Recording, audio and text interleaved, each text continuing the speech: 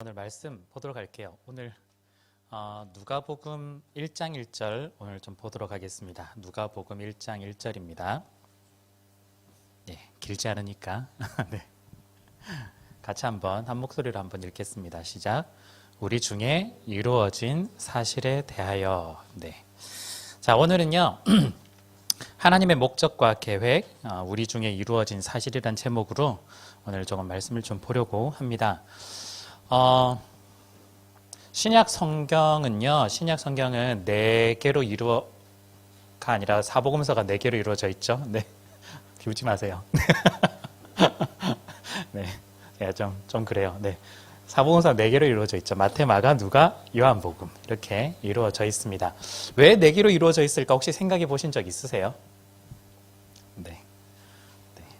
이 사람도 좀 써줘야 될 것 같고, 저 사람도 좀 받아줘야 될 것 같고, 되게 마음씨가 좋아가지고 아마 4개 이렇게 들어갈 수도 있겠지만, 네. 이렇게 보시면 될 것 같아요. 이 4복음서는요, 단 한 분 예수 그리스도를 그대로 보여주고는 있는데, 각각의 관점이 조금씩 다르게 보여주고 있는 것 같아요. 그래서 그런 거 있잖아요. 똑같은 물체랄지라도 앞에서 보는 거랑, 옆에서 보는 거랑, 뒤에서 보는 거랑. 그래서 그 4가지를 다 보면 네 군데에 있는 화면에 있는 것들을 다 보고 나면 이 물체가 이렇게 생겼구나 우리가 더 빨리 이해할 수 있잖아요. 그것처럼 지금 마태, 마가, 누가, 요한은요 여러 관점으로 지금 예수님을 보여주고 있고 또한 우리 가운데 이야기를 하고 있는 거죠. 그래서 마태만 읽어서는 예수님의 한 부분밖에 이해할 수 없는데 마태, 마가, 누가, 요한 사복음서를 통해서 우리 예수님을 훨씬 더 폭넓게 이해를 할 수 있을 것 같습니다. 우리는 그 중에서요, 오늘 이제 누가복음을 볼 텐데요.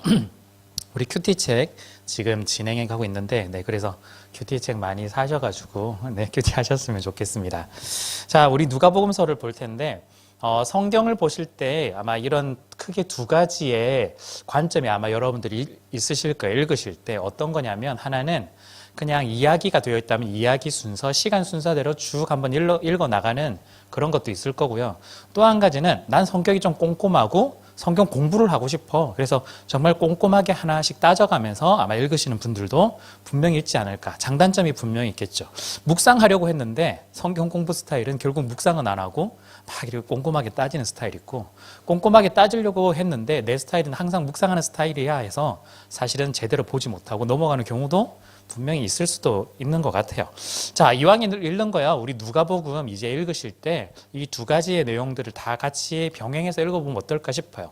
무슨 말이냐면 시간 순서로 되어 있거든요. 네, 그래서 그 이야기에 따라서 이렇게 이야기가 흘러가는구나 한번 보시면 좋을 것 같고, 또 한 가지는 누가복음이 뭘 말할까라는 걸 한번 생각해 보시면서 읽어보면 참 좋을 것 같습니다.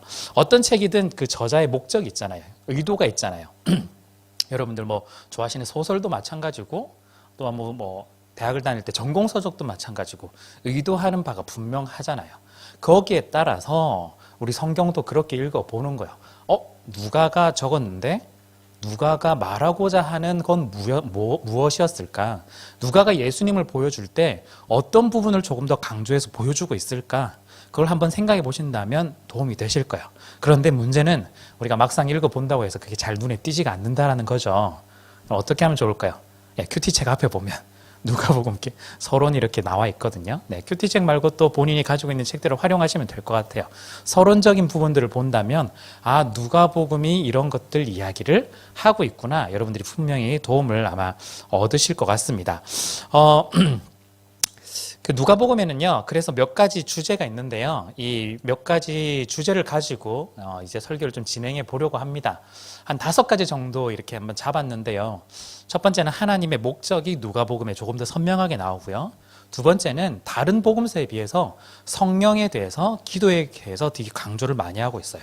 다른 복음서는 보다는 성령의 일하심들에 관련된 내용이 누가복음에 생각보다 많이 나옵니다. 그리고 또 다른 복음서보다 소외된 사람들에 대해서 관심이 엄청나게 많아요. 특히 여성에 대해서 굉장히 많은 관심을 가지고 있어요. 그리고 4번째는 환대로서의 구원. 이 무슨 말이냐면 쉽게 말하면 우리 오늘 새가족 오신 분들도 있으시죠? 오셨을 때 모두가 반갑게 맞아들이는 그런 것들인 거죠. 즉 우리가 구원받는 게 유대인들만 구원받는 줄 아는데 그게 아니라 여성들, 이방인들, 죄인들, 부정한 자들이 하나님 품 안에 올 때 구원받는다는 우리가 모두 환대로서 이루어지는 구원을 이야기를 하고 있고요. 다섯 번째는 생각보다 다른 복음서에 비해서 부자와 가난한 사람에 대한 이야기를 되게 많이 해요. 예, 부자와 가난한 사람. 그러면서 그 사람에 대한 이야기를 살짝 빼면 부와 가난이 오히려 뒤바뀌어지는 이야기들을 굉장히 비유로서 많이 하고 있어요. 그래서 이런 주제가 있는데요. 왜 굳이 이런 주제까지 알려드리냐면 이번에 함께 저랑 이렇게 설교하면서 말씀을 들으실 때 주차에 따라서요. 이런 이야기들을 가지고 함께 좀 나누려고요. 그래서 누가복음의 본문은 오늘은 1장, 다음 주는 2장 이렇게 진행을 안 할 거고요. 이런 주제를 가지고 함께 누가복음을 읽어가는 그런 시간들을 좀 가지면 어떨까 싶습니다. 자, 그래서 오늘은요. 첫 번째로 하나님의 목적 계획 이 부분에 대해서 오늘 좀 보려고 합니다. 자, 먼저 오늘 본문부터 잠깐 보도록 할게요. 우리는 1장 1절만 읽었지만 우리 4절까지를 한번 읽어볼 텐데요. 오늘 세 번역으로 되어 있는 것들을 한번 앞에 좀 붙여봤습니다. 그래서 한번 보시면 좋겠는데요. 한번 같이 한번 읽어보실까요? 1절부터 4절입니다. 시작. 우리 가운데서 일어난 일들에 대하여 차례대로 이야기를 엮어내려고 손을 댄 사람이 많이 있었습니다. 그들은 이것을 처음부터 말씀의 목격자여 전파자가 된 이들이 우리에게 전하여 준 대로 엮어냈습니다. 그런데 존귀하신 데오빌로님, 나도 모든 것을 시초부터 정확하게 조사하여 보았으므로 각각께 그것을 순서대로 써드리는 것이 좋겠다고 생각했습니다. 이리하여 각각께서 이미 배우신 일들이 확실한 사실임을 아시게 되기를 바라는 바입니다. 네, 아마 나중에 개역개정 우리 원래 성경책하고 비교해서 보시면 훨씬 더 선명하게 좀 보이실 거예요. 여기 내용을 잠깐만 보시면요. 누가가 자기의 이야기는 전혀 없고요. 누구한테 이야기를 하고 있냐면 데오빌로 각하한테 이야기를 하는데 거의 편지예요. 편지인데 어떤 편지냐면 이런 일들이 일어났다는 걸 정확하게 객관적으로 파악해서 적어 드리려고 하는 거죠. 그런데 누가가 적을 때 그냥 처음부터 자기가 상상한 대로 막 적었던 것이 아니라 앞부분에 보면 이런 이야기들 있죠. 차례대로 이야기를 엮어내려고 손을 댄 사람들이 많이 있었다. 그리고 우리에게 전하여 준 대로 엮어냈다 이런 이야기가 있어요. 이 말은요. 그 당시에 예수님이 있었던 이 일들에 대해서 관심을 가지고 글로 적었던 사람들이 생각보다 많았다라는 거예요. 우리는 사복음서라고 해서 복음서가 4개만 있다고 생각하겠지만 사실은 아니거든요. 네. 혹시 도마복음 이런 거 들어보셨나요? 네. 그런 이야기. 네. 아마 예전에 그런 이야기들이 좀 있었는데요. 그런 것처럼 자기들 나름대로 이 이야기들을 썼던 경우가 있었어요. 그래서 그 당시에 대략적으로 약 40개 정도의 복음서가 있었대요. 물론 기간 차이가 좀 있겠지만 근데 그 이야기들이 사실은 예수님을 옆에서 직접 본 제자들 그리고 옆에서 경험한 사람들이 적었던 것이 아니라 소문으로 듣고 적었던 사람들도 생각보다 많았었어요. 그래서 누가는요 아주 선명하고 정확하게 정말 있는 그대로 데오빌로에게 알려주고 싶었어요. 그런데 단지 이 일들이 일어났다는 걸 알려주는 게 목적이 아니라 그 목적은 마지막 줄에 나와 있습니다. 이리하여 각하께서 이미 배우신 일들이 확실한 사실임을 아시게 되기를 바라는 바입니다. 이 말은요. 데오빌로가 이제 예수 그리스도에 대해서 조금씩 알아가기 시작했고 쉽게 말하면 복음을 배우기 시작했어요. 그런데 질문이 생기는 거죠. 여러분들도 아마 질문이 생길 거예요. 어떤 질문이냐면 이제 예수님에 대해서 조금씩 알아가니까 예수님이 죽었다가 부활했대. 이게 진짜 사실이야? 나 안 믿겨지는데? 약간 그런 거죠. 데오빌로도 분명히 이런 질문들을 했을 거예요. 그런데 누가가 말하기를 지금 배우시고 계시는 것들이 십자가의 죽음과 부활이 사실은 확실한 사실이라는 걸 이제 아시게 되실 겁니다. 그 목적을 가지고 지금 편지를 쓰고 있다라는 거예요. 그래서요, 지금 누가가 복음을 쓰면서 이제 데오빌로에게 편지를 쓰는 이 목적이 한편으로는 사실에 관한 이야기임과 동시에 이 일들이 오히려 우리 가운데 확신을 얻게 되는 일이라는 걸 이야기를 해주고 있어요. 즉 우리가 누가복음을 읽을 때 어떤 걸 느껴야 되냐면 첫 번째는 우리가 이게 사실이구나. 그리고 이를 통해서 우리가 확실하다라는 걸 우리가 믿어야 되겠구나라는 걸 우리가 알게 된다라는 겁니다. 특히 이 누가복음을 통해서 예수님에 관해서 이야기를 하잖아요. 관점이 여러 가지 것 중에 하나. 예수님에 관해서 이야기를 할 때 우리 오늘 제목으로 보듯이 하나님의 목적과 계획이라고 잡았는데 이 예수 그리스도께서 이 땅 가운데 오시고 또한 성육신하셔서 순환을 당하시고 사역을 하시다가 결국 마지막에 십자가에 죽으시고 부활하신 것, 거기서 끝나는 것이 아니라 그 모든 과정들이 하나님의 목적으로 이루어졌다라는 것. 그래서 이 모든 것들이 우연히 이루어진 것이 아니라 하나님의 목적과 계획을 통해서 확실하게 이루어진 사실이라는 걸 우리 가운데 일러주고 있어요. 그래서 여러분들께서 특히 십자가와 부활 그리고 누가복음을 읽으실 때 이 두 가지를 조금 기억을 하시면 좋겠습니다. 먼저 첫 번째는요, 예수 그리스도의 이 사역, 특히 십자가와 부활은 우리를 위해서 하신 것이다 라는 걸 첫 번째 기억을 하셨으면 좋겠어요. 근데 이 부분은 우리가 다 알고 있죠. 그런데 플러스 한 가지 더, 십자가와 부활은 그리스도께서 우리를 위해 하실 수 있도록 하나님께서 창세전부터 목적과 계획을 가지고 실행한 일이 바로 십자가와 부활이라는 걸 여러분들이 기억을 해야 되겠습니다. 되게 설명이 말이 길어가지고 무슨 말인지 모르겠죠. 첫 번째는 십자가 부활, 예수 그리스도의 그 일이 우리를 위해서 하셨다. 그런데 그 일이 그 순간 2000년 전에 우연히 일어난 일이 아니라 사실은 우리를 사랑해서 우리를 구원하고 싶어서 하나님이 창세전부터, 태초가 이루어지기 전부터 이미 다 목적을 가지고 계획하신 일들이 시간이 지나서 우리식으로는 2000년 전에 예수님이 오셔서 그때 완성을 시키셨다라는 걸 여기에 포함을 하고 있습니다. 지금 약간 이게 어떻게 선명하지 않을 수도 있는데 이제 말씀을 들어가 보시면 이게 어떤 건지를 여러분들이 조금 더 이해를 하실 수 있지 않을까 싶어요. 자, 여기서 플러스 한 가지 더 확장을 시켜 나가면 좋겠습니다. 어떤 확장이냐면요, 예수님께서 성육신하시고 사역하시고 죽으시고 부활하시고 승천하신 것, 방금 앞부분에 했던 이야기들이거든요. 그게 하나님의 목적과 계획이라는 것. 그리고 예수 그리스도께서 십자가에 죽으실 때 핍박을 받으셨죠. 그리고 우리도 사실은 교회인데요, 우리도 핍박을 받아요. 그런데 그것이 또한 하나님의 목적이라는 것. 이게 아주 선명하게 보이는 게 누가복음만 지은 것이 아니라 플러스 한 권 더 적었어요. 그게 어떤 거냐면 사도행전이거든요. 누가가 지은 책 1부가 누가복음, 2부가 사도행전이라고 보시면 돼요. 거기에 교회가 핍박을 받는데 그 과정 속에서도 하나님의 목적이 이루어지고 있다. 그걸 통해서 뭘 이루러 가시냐? 사실은 복음이 전파되고 있다. 그 모든 사람들이 예수 그리스도를 믿게 하는 것이 목적이라는 것이 지금 누가복음을 통해서 드러나게 돼요. 그래서요, 마태복음하고 한번 비교해 보면 아주 선명한 차이가 나는데, 마태복음은 유대인들을 향해서 이야기를 하는 거거든요. 유대인들을 향해서. 그래서 마태복음 1장에 보면 족보가 등장하는데요. 그 족보는요, 아주 선명하게 14개씩 나눠서 딱딱 필요한 것들만 딱 적혀 있는데요. 누가복음에도 족보가 나와요. 3장에 가면 족보가 등장하는데 거꾸로 시작해서 하나님까지 이르러요. 그러니까 즉 하나님께서 이 모든 일들을 해나가시고 계시고 그 대상은 우리 모두에게 이루어졌다라는 걸 이야기해 주시기 위해서 이 이야기를 하고 있습니다. 자, 그렇다면 제가 지금까지 어떻게 보면 좀 겉에 있는 부분들을 일부러 좀 말씀을 드렸는데 오늘 본문으로 들어가서 이게 어떤 걸 의미하는지를 한번 잠깐 보면 좋겠습니다. 자, 오늘 본문 1장 1절은요. 우리 중에 이루어진 사실에 대하여라고 되어 있어요. 우리 중에 이루어진 사실이라고 제가 여기 NIV하고 ESV에 적혀 있는 그 부분을 그대로 봤는데요.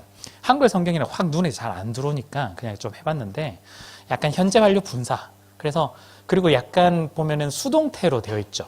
즉 하나님이 하셨어요 라고 이야기를 해도 되지만 사실은 우리 중에 이루어진 이 일이 하나님께서 이 일들을 하셨습니다 라고 말을 해도 되지만 사실은 우리 가운데 이루어진 사실이라고 비껴서 이야기를 하는 이유는 눈에 보이지 않는 존재가 있다는 걸 설명해 주고 있어요. 눈에 보이지 않는 존재, 그 존재가 이 모든 일들을 해나가고 있다. 즉 한마디로 보이지 않는 하나님의 일, 보이지 않는 하나님의 섭리가 우리 가운데 이루어져 있다는 걸 첫 번째 절에서 이미 선언을 하고 있는 거예요. 데오빌로 각하님, 지금 제가 이렇게 편지를 써드리는데 우리 가운데 이 많은 일들이 일어났습니다. 우연히 일어난 것이 아니라 하나님의 목적대로 그것이 그대로 이루어져 성취되었습니다. 이 모든 것들, 우리가 이루어진 이 일들은 우리가 잘나서 능력이 있어서 이루어진 일이 아니라 하나님께서 모든 것들을 간섭하시고 하나님께서 이 일들을 해나가시고 하나님께서 섭리로서 이 모든 것들을 만들어 나가셨습니다 라는 걸 굉장히 긴 걸 한 문장으로 아주 간단하게 이야기를 하고 있는 거죠. 그러면서 플러스 한 가지가 더 있는데요. 누가는 이러한 관점으로 이 하나님의 일들을 설명해 나가는데 헬라어에 보면은 데이라고 되어 있어요. 그러니까 그걸 제가 앞부분은 헬라어로 적고요. 뒤에는 이제 발음으로 그냥 데이라고 적어놨는데요. 영어로 표현하면 이제 must 같은 거예요. 반드시 뭐뭐 해야만 하는 그런 상황들을 이야기하는데 누가복음에는 이 단어가 엄청나게 많이 등장을 해요. 그러니까 신약 성경 전체에 따지면 대략 한 99번 정도 등장하는데 누가복음과 사도행전에만 40번이 등장을 하고 있어요. 예를 들어서 누가복음 4장 43절에 보면 예수께서 이르시되 내가 다른 동네들에서도 하나님 나라 복음을 전하여야 하리니 나는 이 일을 위하여 보내심을 받았노라. 그러니까 우리가 그냥 읽으면 하나님이 그냥 전하는갑다라고 하겠지만 이 단어를 생각해 보시면요. 이렇게 아마 읽으셔야 될 것 같아요. 하나님의 나라 복음을 전하여야만 하리니 나는 그것 때문에 여기 왔어. 그리고 반드시 해야만 해. 라는 걸 예수님이 이야기를 하고 있는 거예요.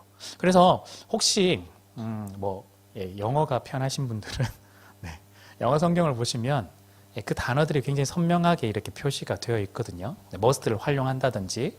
그래서 그 부분들을 강조해서 읽으시면 왜 예수님께서 해야만 했을까? 왜 예수님이 이렇게 해야만 하기 때문에 십자가까지 죽으셨을까라고 생각해 본다면 하나님의 목적이 이미 계획되어 있고 하나님의 그 목적에 따라서 이 일들을 해나가고 있다는 걸 이야기를 해주고 있어요. 그래서 한 번 더 다른 성경 구절을 더 보여드리면요. 예수님의 사역으로 이야기를 하면 누가복음 22장 7절에 예수님은 유월절 어린 양으로 희생되어야만 했습니다. 거기도 데이라고 나와 있고요. 이어서 누가복음 9장 22절에도 고난을 받아야만 하고 또한 장로들과 대제사장들과 서기관들에게 버림받아 죽임을 당해야만 하고 제3일에 살아나야만 했다라고 성경은 그렇게 기록을 하고 있습니다. 즉 하나님께서 하시는 이 일들이 우리 가운데 이루어지고 있는 거죠. 즉 우연히 이루어진 것이 아니라 그냥 단지 그 순간에 좋아서 하나님이 하신 것이 아니라 그냥 하다 보니까 필요한데? 라고 그냥 한 것이 아니라 이미 하나님께서 목적을 가지고 있었고 계획을 하셨던 걸 예수님께 일러주고 예수님은 그 계획, 목적을 따라서 해야만 하는 일들이 일어났다라는 거죠. 자, 그렇다면요. 우리 가운데 예수님께서 십자가에 죽으시고 부활하신 것이 그냥 우연히 이루어졌을까? 여러분 좀 반복을 하죠. 아니라는 거예요. 여러분들을 너무 사랑하셔서 이미 언제부터일까요? 창세 전부터. 천지가 있기 전부터 우리를 향한 하나님의 목적이 여기에 담겨 있었다는 거예요. 예수님을 보내주시고 예수님을 통해서 우리를 구원하여 주시고 우리가 하나님의 자녀가 되는 것이 반드시 그래야만 했기 때문에 우리가 이 자리까지 오게 되었다라는 겁니다. 그래서요, 이 목적, 계획 제가 여러 가지를 말씀드렸는데 조금 한번 정리해보면요. 하나님의 목적은 계획과 동일하고요. 계획은 실행과 동일하고요. 실행은 성취와 동일합니다. 이게 너무 중요해요. 하나님이 틀린 게 있을까? 하나님이 달라지는 게 있을까? 아니에요. 하나님께서 우리를 구원하시겠다는 그 목적은 지금도 유효하고요. 그 목적을 위해서 계획을 수립하시고 또한 그 계획에 따라서 일하시고 또한 일함을 통해서 성취되는 것들은 모두 다 동일합니다. 바뀐 게 없어요, 중간에. 이미 다 그렇게 만들어진 거예요. 그래서 우리에게 일어난 이 모든 일, 특히 구원과 관련 지어보면 우리에게 일어난 이 구원은 우리와 관련이 없는 일도 아니고 우리를 위해서 했기 때문이죠. 우리에게 일어난 이 일은 우리를 위한 하나님의 목적이었고요. 또한 우리에게 일어난 이 일은 우리를 위한 하나님의 계획이었고 또한 무엇보다 이를 위해서 우리를 위한 하나님의 day, must, 반드시 우리에게 이렇게 했어야만 했기 때문에 예수 그리스도께서 오셔서 완성을 시키셨다라는 걸 우리 가운데 이야기를 하고 있습니다. 여기까지 말씀을 드린 게요. 결국 하나님께서 우리 가운데 행하셨을 때 목적을 가지시고 우리를 구원하셔야 되겠다는, 그리고 계획을 세우시고 예수 그리스도를 보내는 실행을 하셨고 예수 그리스도께서 십자가에 죽으시고 부활하심을 통해서 우리 가운데 성취를 완전하게 시키셨다라는 걸 우리 가운데 분명하게 일러주고 있고요. 누가복음이 어느 책보다도 사실은 더 선명하게 이 이야기를 하고 있습니다. 자, 그런데요. 하나님의 목적과 계획과 실행과 성취가 동일하다면 하나님이 이 일들을 굉장히 좀 쉽게 하실 수 있지 않을까? 가볍게 할 수 있지 않을까? 우리 사람으로 치면 스트레스 받지 않고 어차피 목적, 계획, 실행, 성취면은 다 괜찮은 걸?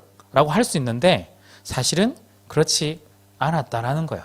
분명히 하나님께서 일들을 해나가심에도 불구하고 어려움이 있었습니다. 그게 어떤 거냐면 반대하는 세력들 때문이었어요. 하나님의 이 일들을 반대하는 세력들입니다. 목적을 이루지 못하도록 반대하는 사람들이 있었다라는 거예요. 그래서요, 누가복음에 보시면은 하나님께서 예수 그리스도께서 이 목적을 성취하는 일들에는 항상 반대하는 사람들이 옆에 등장을 하고 있어요. 왜냐하면 그 일들을 못하게 만들려고. 그래서 거기에 보면은 못하게 하는 사람들과 동시에 또 그 반대되는 사람들이 등장합니다. 무슨 말이냐면 예수님께서 복음을 전하고 예수님께서 이 일들을 행할 때 반대하는 사람, 또 반면에는 그 일들에 따라서 아멘 하고 순종하고 따라가는 사람들이 있었다라는 거예요. 그래서 오늘 용어로 표현한다면 하나님의 이 목적을 따라가는 사람이 있고 또한 하나님의 목적을 거부하는 사람들이 분명히 등장한다라는 겁니다. 너무나 중요해요. 예를 들어서요, 세례 요한은요, 처음에 이런 이야기하죠. 세례를 베풀죠. 그리고 회개하라고 이야기하죠. 그런데 세례 요한 주변에 누가 나타나냐면요, 서기관과 바리새인들, 율법에 관련된 이 사람들이 등장을 합니다. 그런데 세례 요한이 이 사람들에 대해서 욕을 하죠. 독사의 자식들아. 독사의 자식들하니까 우리식으로는 뭔가 이렇게 확 와닿지 않죠. 그쪽으로 생각해 보면요, 독사라고 생각해 보면 에덴 동산에서 아담을 타락하게 만들었던 뱀이잖아요. 그 뱀의 자손이라고 한다면 굉장히 큰 욕인 거예요. 쉽게 말하면 사탄의 자식들아 이거죠. 넌 구원받지도 못해. 지금 세례요한이 대놓고 그 얘기를 하는 거거든요. 그러니까 우리나라식으로 말하면 뭐 강아지 뭐 이런 거죠. 지금 성경책이라서 좀 되게 좀 고급져 보이는 단어로 나온 거예요. 쉽게 말하면 그냥 쌍욕을 한 거예요. 사실은 꺼져라고 약간 그렇게 이야기를 했죠. 왜냐하면 이 사람들은 하나님의 목적을 거부하는 사람들이었기 때문이에요. 그 목적이 이루어지는 걸 방해하는 사람들이었기 때문입니다. 예수님의 탄생 때부터 그런 사람들은 엄청나게 많았어요. 인구조사를 통해서 어떻게든 이 아이를 걸러내야 되겠다라고 방해하는 사람들도 있었고, 그 와중에도 예수님은 살아남으셨죠. 그리고 로마 황제는 스스로 자기가 구원자, 구주라고 호칭하면서 이 모든 일들을 자기가 마음대로 해나려고 했지만 결국 예수님이 구주라는 걸 선포할 수 있었습니다. 또한 누가복음 4장에 가면요, 마귀가 시험을 해요. 예수님한테 3번이나 시험을 하죠. 그 시험 자체가 어떤 뜻일까요? 다른 여러 가지 의미도 있겠지만 오늘 주제로 본다면 하나님의 목적을 반대하는 세력들입니다. 어떻게 하면 예수 그리스도가 자기에게 경배하고 무릎 꿇게 만들고 하나님의 뜻을 거슬려서 하나님의 목적을 이루지 못하게 만들까? 거기에 반대하는 세력들이 마귀의 세력으로 4장에서 등장하죠. 그리고 예수님께서 고난을 당하시고 죽음의 길을 갈 때 마지막 누가복음 22장에서 마지막까지 보면 빌라도가 등장하죠. 예수님이 풀어 죽이려고 자기는 원하긴 했지만 결국 자기가 선택한 길은 어떤 길이었느냐? 아까 말했던 사두개인과 바리새인들, 율법자들이 그 사람들이 원하는 그 길을 갈 수 있도록 그냥 예수님을 넘겨준 그 길을 그대로 따라갔습니다. 그리고 사내들인 공의회에 요셉이라는 사람은요, 마지막에 등장하는데요. 이 사람은 자기가 속해 있는 사내들인 공의회의 목적을 따라서 행하지 않고 하나님의 목적을 따라서 예수님을 매장하고 예수님을 마지막 장례를 하는데 도움을 굉장히 큰 줬던 사람이 등장하기도 하죠. 즉 누가복음은요, 하나님의 목적을 따라가는 삶과 또한 하나님의 목적을 거부하는 삶이 있습니다. 자, 이제 한번 좀 정리를 해보시죠. 하나님의 목적을 따라가는 삶과 하나님의 목적을 거부하는 삶이 있는데, 그런데 중요한 건 하나님의 목적은 어떻다고요? 하나님의 목적은 계획한 대로 그대로 이루어지고 실행한 대로 이루어질 것이고 반드시 성취될 거예요. 그럼 결론은 하나예요. 하나님의 목적을 따라가는 삶이 되어야 한다는 거예요. 너무 사실은 간단한 거예요. 그런데 우리는 그렇지 잘 못하죠. 목적을 따라가지 않는 속성들이 본성이 계속해서 나오는 거예요. 그래서 누가복음이 우리 가운데 이루어지는 이 마지막 이야기는 뭐냐면 결국 하나님의 목적이 우리를 초대한다라는 이야기, 그 초대장이 바로 이 누가복음이라고 이야기를 할 수가 있습니다. 우리가 반대의 사람이 아니라 하나님이 원하는 그 뜻에 예수 그리스도께서 그 모든 반대를 물리치고 하나님의 목적을 성취시켰던 것처럼 그 길을 우리도 그대로 따라오기를 원하는 그 마음이 누가복음에 여기 있다라는 거예요. 누가가 데오빌로 각하에게 각하, 지금까지 각하께서 배우신 것들이 사실은 정말 하나님의 목적 그대로 이루어진 이 일들입니다. 거짓말이 아닙니다. 반드시 이루어질 수밖에 없습니다. 그렇다면 지금 각하에게 지금 이 편지는 초청을 하고 있는 겁니다. 하나님의 목적을 거스르는 길을 가실 것이냐, 아니면 하나님의 목적에 따른 그 길을 따라가실 것이냐. 지금 데오빌로 각하한테 사실은 요청을 하고 있는 거죠. 그렇기 때문에 우리는 이 초청에 받아들이면서 하나님께서 하나님의 목적을 데이, 즉 반드시 머스트로 이루어져야만 하는 그 일들이 우리의 인생 가운데도 데이를 그대로 좀 적용을 시켜봤으면 좋겠습니다. 우리의 인생 가운데서도요. 누가복음 15장에 가면요. 잃어버린 세 가지 비유가 등장해요. 잃어버린 세 가지. 혹시 기억나시는지 모르겠는데 잃어버린 양, 그래서 목자가 찾으러 가고요. 잃어버린 드라크마, 그래서 여인이 찾으러 가고요. 잃어버렸다라기보다는 집을 당장 뛰어나간 두 번째 아들, 그 관련된 이야기, 그래서 아버지에 관련된 이야기가 등장하는데요. 거기에 마지막 이야기, 우리 잘 알고 있는 흔히 말하는 탕자의 비유에서 둘째 아들이 집 나갔다가 다시 돌아오게 됐어요. 그러면서 첫째 아들이 불만을 가지고 아버지랑 대화를 하는 거거든요. 자기는 정말 열심히 이렇게 지냈는데 왜 둘째 아들한테 이렇게 잔치를 벌이느냐. 나는 도무지 이해할 수가 없다. 그런데 아버지께서 마지막에 거기 있는 15장 마지막 구절에 뭐라고 말씀하시냐면요. 이 내 동생은 죽었다가 살아났으며 내가 잃었다가 얻었기로 우리가 즐거워하고 기뻐하는 것이 마땅하다 하니라, 이렇게 이야기를 해요. 여기서 마땅하다 할 때도 대의를 썼습니다. 우리가 그게 의무야. 지금 집 나간 아들이 돌아온 건 우리는 분명히 즐거워해야 되고 잔치를 벌여야만 해. 그냥 괜히 기분이 좋으니까 하는 게 아니라 아버지는 지금 뭘 하시냐면요. 자기에게 주어진 목적에 따라서 아들이 다시 왔기 때문에 해야만 하는 그 대의의 사명을 아버지가 그대로 보여주시고 있는 거예요. 거기에 지금 첫째 아들을 초청하고 있는 거예요. 너도 이 대의, 해야만 하는 하나님의 목적에 함께 와서 즐겁게 잔치를 참여했으면 좋겠어. 그 아들은 어떻게 반응을 했을까? 물론 여기가 사실은 열린 결말이거든요. 첫째 아들이 들어왔는지 들어오지 않았는지는 알 수가 없어요. 아마 열린 결말을 했던 이유는 우리 보고도 동일하게 이 대의라는 이 자리에 참석에 하기를 원하는 그런 마음으로 우리에게 요청을 했겠죠.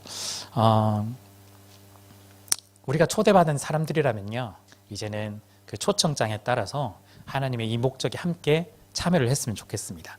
오늘 누가가 데오빌로에게 편지를 썼지만 마치 우리에게 편지를 쓴 것처럼, 마치 저한테 김근수님 이러면서 이 편지 보고 지금까지 배우신 거 확실합니다. 사실입니다. 라고 했던 것처럼 본인의 이름을 한번 넣어 가시면서 나에게 지금 이 편지를 보내고 있구나. 이 서신을 나에게 이야기를 하고 있구나. 그래서 이 서신에 따라서 내가 반응했을 때 결국에는 하나님께서 이루시는 그 목적들, 계획들, 실행들, 완성이 우리의 인생 가운데 그대로 이루어진다는 거. 거기에 내가 함께 참여한다는 걸 여러분들이 누리셨으면 좋겠습니다. 자, 마지막으로요. 일부러 오늘 그 누가복음에 있는 구절 중에 하나를 선택을 했는데요. 천사 가브리엘이 예수님을 낳게 된다고 이제 마리아를 찾아왔어요. 마리아가 그 이야기를 들었을 때 사실은 당황스러운 이야기거든요. 우리 여기 이제 여성분들도 계시지만 갑자기 아이를 낳을 거야 이러면 진짜 그건 완전 멘붕 오는 거거든요. 그런데 마리아가 1장 38절에 뭐라고 이야기하냐면 마리아가 이르되 주의 여종이오니 말씀대로 내게 이루어지이다 하매 천사가 떠나가니라, 이렇게 되어 있어요. 그냥 무조건 순종, 저는 그런 이야기를, 맥락이 전혀 안 맞잖아요. 그런 이야기를 하는 게 아니라 생각해 보시면 하나님께서 이루시는 그 목적은 우리 가운데 분명히 이루어질 것이다. 그렇다면 나는 어떻게 반응해야 될까요? 아멘. 주님의 말씀이 제 인생 가운데 그 목적이 이루어지기를 원합니다. 우리가 그렇게 반응하고 그 초대장에 우리가 초대를 받아서 들어갈 필요가 있다라는 거죠. 그래서 여러분들의 고백 가운데 이제 누가복음을 함께 읽으시고 또한 진행해 나가고 또한 올해 새해 2022년을 이제 시작하는 관점에서 하나님의 그 놀라운 일들이 우리의 인생 가운데서 반드시 이루어져야만 하고 이루어지기 위해서 하나님께서 모든 일들을 해 나가실 텐데 우리가 격가지에 서 있는 사람이 아니라 그 중심에 함께 서서 이 일들을 이루어 나가기를 원하는 여러분들이 되시기를 원합니다. 여러분들이 그 자리에 서 있었으면 좋겠어요. 네. 그래서 여러분들의 인생 가운데 하나님께서 행하시는 것들을 경험해 보시면 좋겠고요. 또 누리셨으면 좋겠고요. 또 하나님이 내 인생 가운데서 어떻게 일을 하실까 기대감을 가지고 나아가시면 좋겠고, 물론 하나님이 일하시는 과정 가운데 그 일이 완전하다고 봤을 때 항상 우리는 좋은 것만 있다고 생각하는데 꼭 그렇지는 않거든요.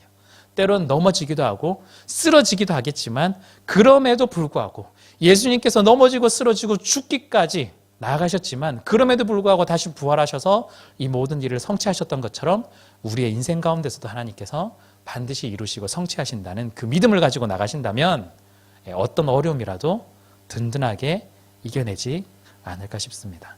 그래서 이 마리아의 고백처럼 아멘, 하나님의 목적이, 하나님의 뜻이 제 인생 가운데서 또한 우리의 공동체 가운데서 이루어지기 원합니다.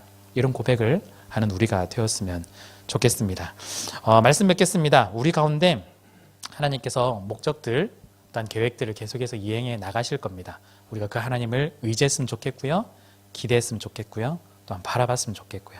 그리고 더불어서 여러분들도 그 목적의 그 길 가운데 따라가는 아멘하며 순종하며 또한 그 일들이 이루어지기를 소원하는 여러분들이 되셨으면 좋겠습니다.